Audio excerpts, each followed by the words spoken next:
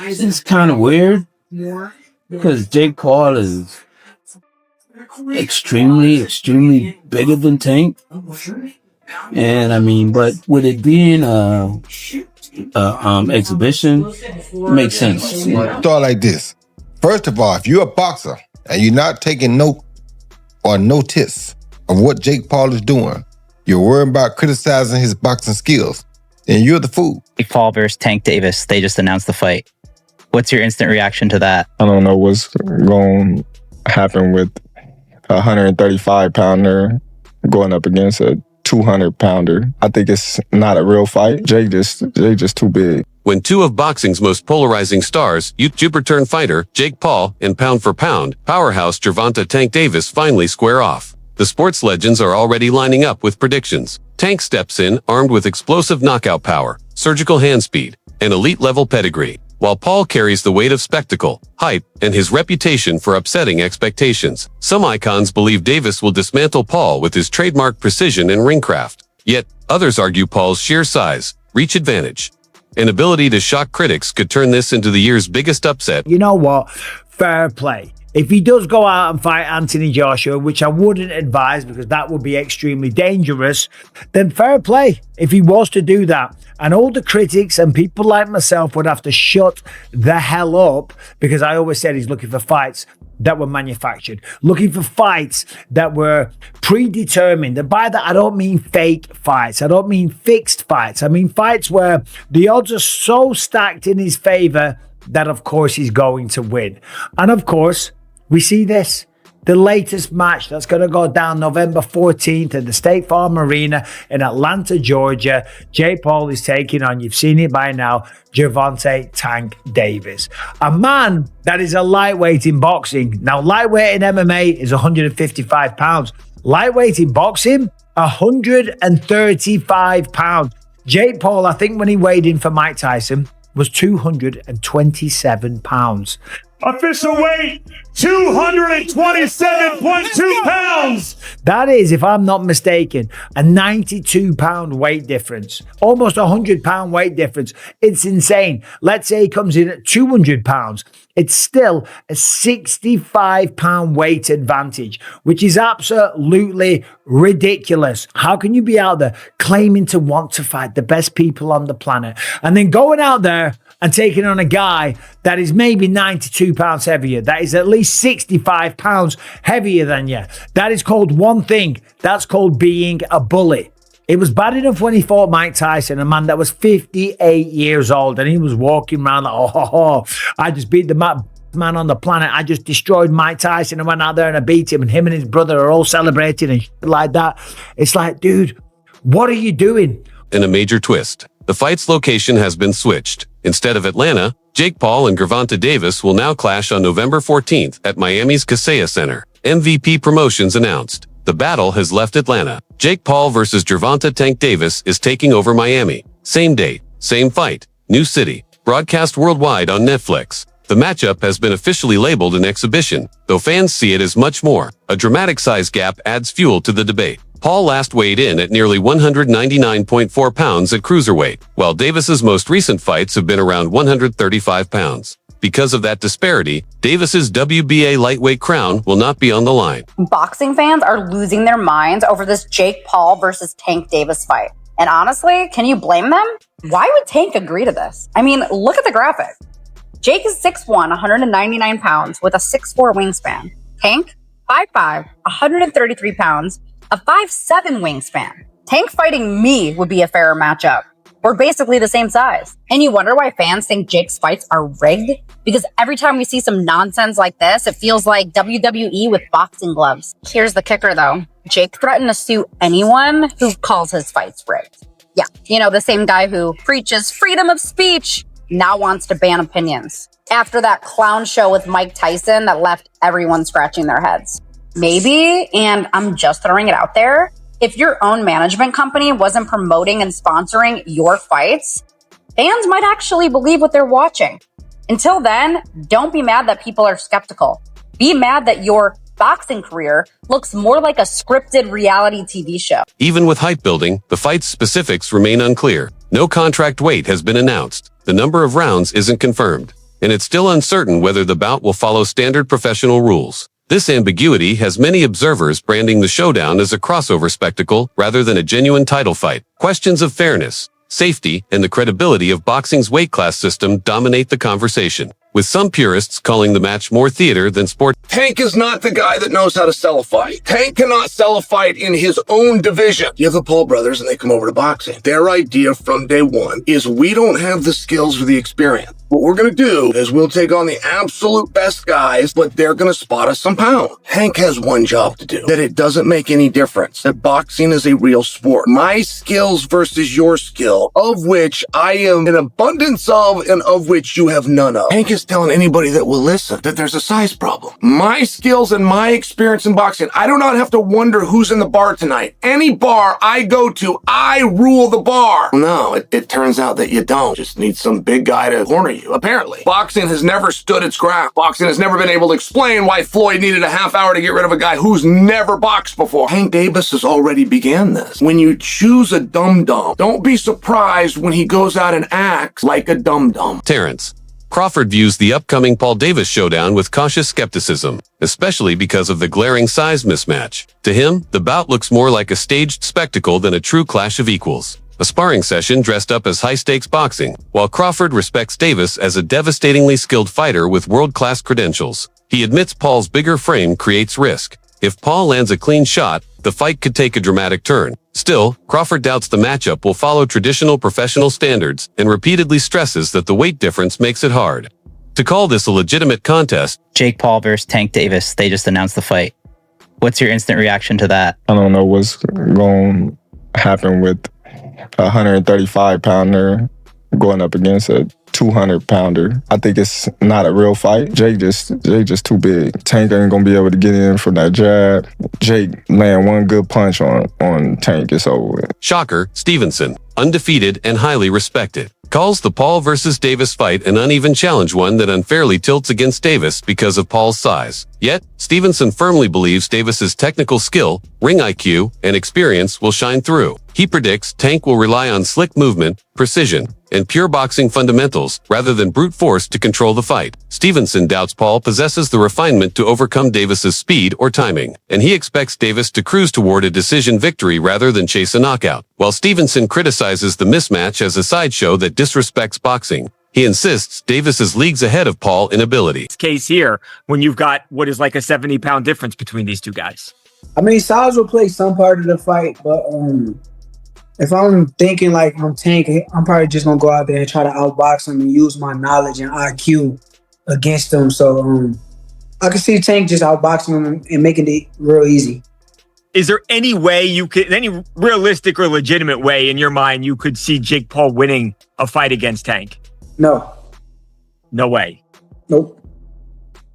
Not a lot of people have talked about Jake and said he's got good power. Not even and I get anything could technically happen, but you don't even see a realistic shot where he could land one big punch, and Tank being so much smaller, he just can't handle the power. Nah, not at all. I think Tank is he's been boxing his whole life. He's been boxing since a kid, so I doubt like that's gonna be an issue or problem. I think Jake is good for where he's at, but I think it's just levels. What do you think about the rumors of Tank and Jake fighting? Man, Tank disrespectful to the sport if he choose that over fighting with me.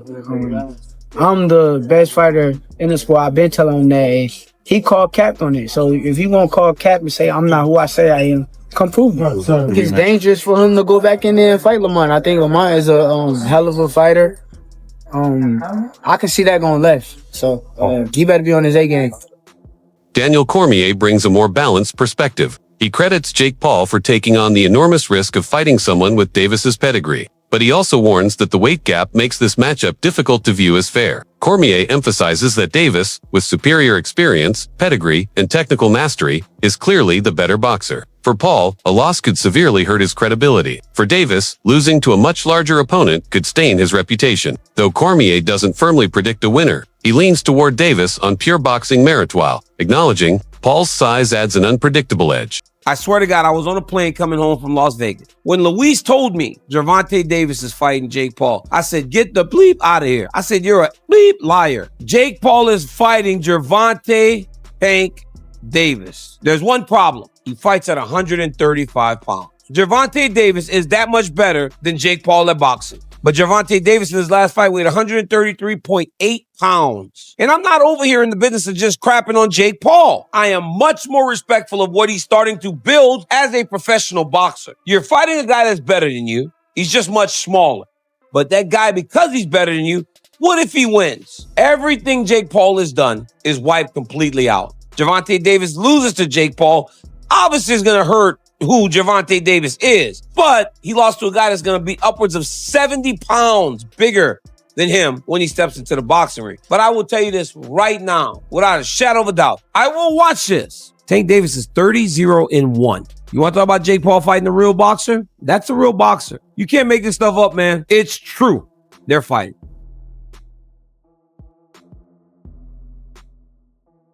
Teofimo Lopez frames the fight less as a pursuit of legacy and more as a spectacle fueled by profit and attention. He argues there's no shame in that, since both fighters will earn massive paydays and the event will pull in fans beyond traditional boxing circles. While the bout lacks the prestige of a championship fight, Lopez insists it still carries value. By drawing in casual audiences, the fight expands boxing's reach and proves that big personalities, drama, and showmanship can still create massive moments in the sport even without titles on the line. And I'm actually very happy for Gervonta and Jake.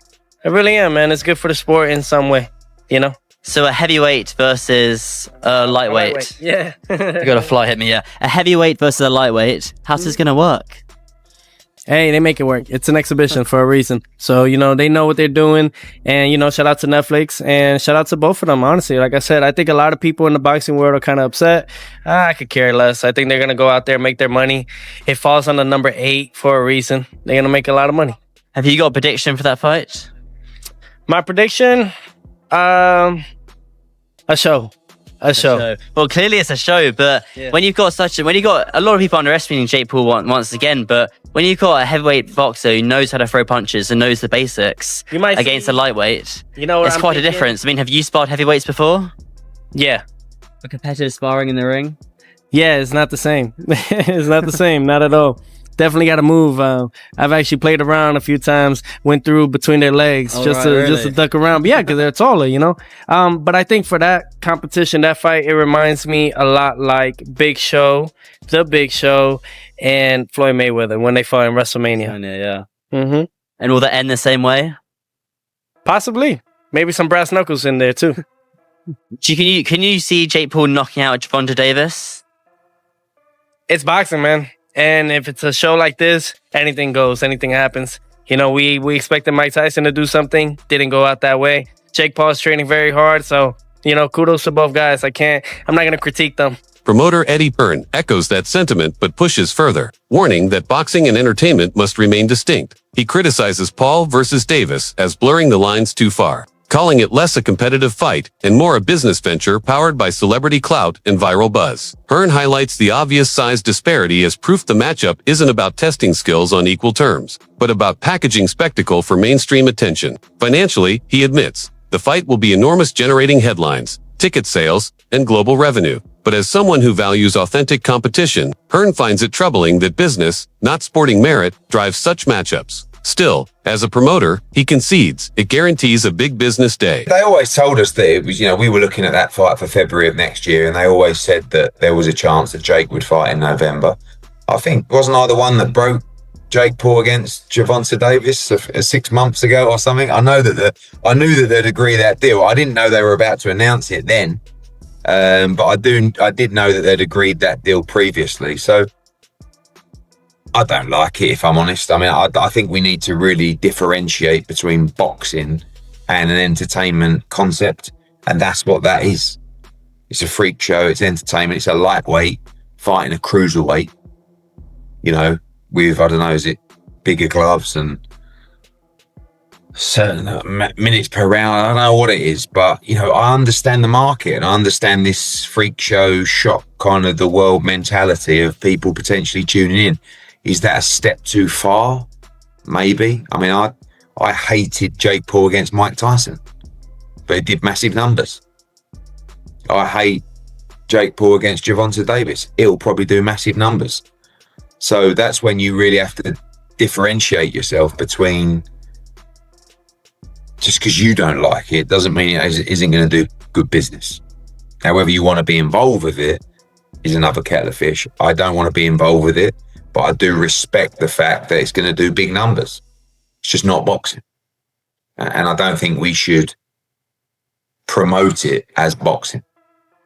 In the meantime, then, Eddie, where does that leave you with Anthony Joshua? Are you exploring other options for the end of this year, or are you still looking at that fight for the beginning? Yeah, no, we're not interested in the Jake Paul fight right now. After that, I mean, like, you know, we're not going to wait around till November. Is it November or December, whenever it is? And Rolly Romero offers a grounded outlook, stressing that Tank's legacy is untouchable no matter the outcome. As a multi-division world champion with marquee wins, Davis's place in boxing history is already secure. Romero acknowledges Paul's size advantage is real, but insists it doesn't diminish what Tank has already achieved. Titles, respect, and peer recognition remain Davis's, win or lose. In Romero's view, this fight is less about legacy and more about spectacle. Tank's reputation will endure, regardless of Paul's presence. But like, Jake Paul might be too big for him, or Tank might crack him. You don't know.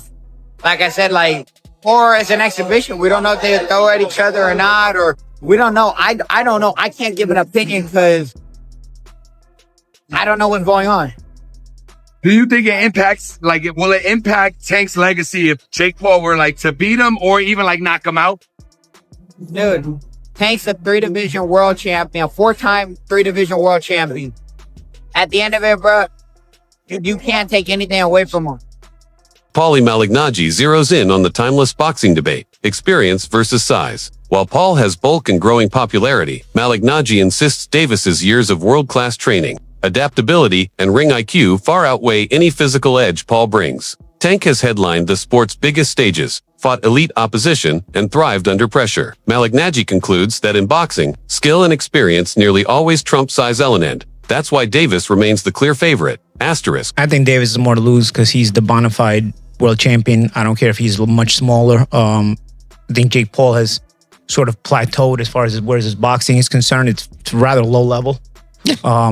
He's big, he's physical, he's strong, he can hit. So there is that risk.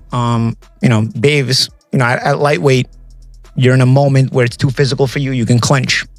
Against the heavyweight, where you clinching? You ain't getting out of that corner just clinching anymore if you run out of space. You know what I mean? So it's interesting. But Davis, listen, there's a lot of talking points that I'm sure we'll get into when this gets closer to the fight. Davis can still punch at lightweight. Can he drop a heavyweight?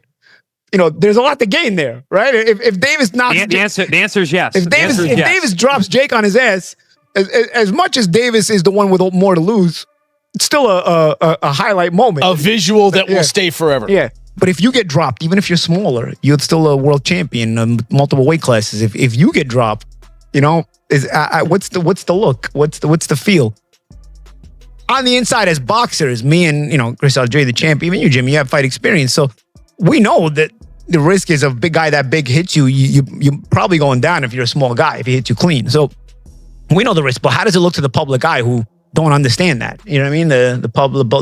So there is a lot to lose, though. There's a bit to gain. I wouldn't necessarily have an issue with this had Davis's career arc been one that benefited boxing. Davis was manufactured and put into a position where he's supposed to benefit boxing. And I don't think he has. I think he's hurt boxing. So by giving him this reward, that's my problem. Why are we watching this? Why don't you make him earn his spot that he still hasn't earned, mind you? Share your thoughts in the comments. Subscribe and like this video and stay tuned for more like this.